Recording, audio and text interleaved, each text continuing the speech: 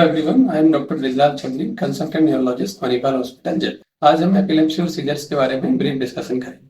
Seizures क्या होते हैं? पेशेंट को जब ब्रेन में abnormal excessive hyper synchronous discharges होते हैं तो उसकी वजह से जो फिजिकल एक्टिविटी होती है उसको सीजर्स होते हैं। सीजर्स जनरली कुछ सेकंड से लेकर के मिनट्स तक लास्ट कर सकते हैं। जब सीजर्स किसी पेशेंट को बार बार आते हैं तो उस कंडीशन को अपन एपिलेप्सी बोलते हैं। एपिलेप्सी की डेफिनेशन को फुलफिल करने के लिए कम से कम 2 सीजर्स होने चाहिए और वो 24 आवर अपार्ट होने चाहिए। अब किसी पेशेंट को कैसे पता चले कि उस पर सीजर्स या एपिलेप्सी है या नहीं? तो सबसे पहले एपिलेप्सी और सीजर्स को पता करने के लिए जो इवेंट है, यानी जो एक्टल इवेंट है, वो उसका कोई आई विटनेस होना चाहिए। जैसे सीजर्स भी 2 तरह के होते हैं, एक तो सीजर्स विद ऑरा होते हैं और एक विदाउट ऑरा होते हैं। ऑरा में क्या होता है कि पेशेंट्स को पहले से ही थोड़ा आभास हो जाता है कि मुझे कुछ अजीब सा होने वाला है, सीजर होने वाला है।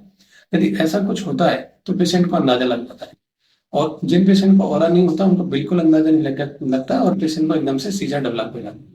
तो जो उस समय पेशेंट के पास होता है, कोई या तो फैमिली मेंबर या कोई ऑफिस का मेंबर या उसका कोई दोस्त, तो जब वो आंखों से देखता है कि पेशेंट को जो एक्टिविटी हुई है, और वो जब डॉक्टर के पास जाके बताता है कि सर पेशेंट को ये दिक्कतें होंगी, पेशेंट को एकदम से बेहोशी आ गई, हाथ पैरों में अकड़न हो गया, दांत बंद हो गए, आंखें ऊपर चढ़ गई, इस तरीके के सिम्टम्स यदि वो डॉक्टर को आके बताता है तो उससे फिर ये क्लिनिकल हिस्ट्री बहुत रिलायबल होती है। इसके बेस पे अपन सीजर्स को डायग्नोज करते हैं। अब सीजर और एपिलेप्सी को और कंफर्म करने के लिए कुछ डायग्नोस्टिक टेस्ट भी होते हैं, लाइक एमआरआई ब्रेन करनी पड़ती है और ईईजी की भी जरूरत पड़ती है। तो इसके आधार पे अपन सीजर्स को डायग्नोज कर सकते हैं और मैनेज भी कर सकते हैं। Thank you.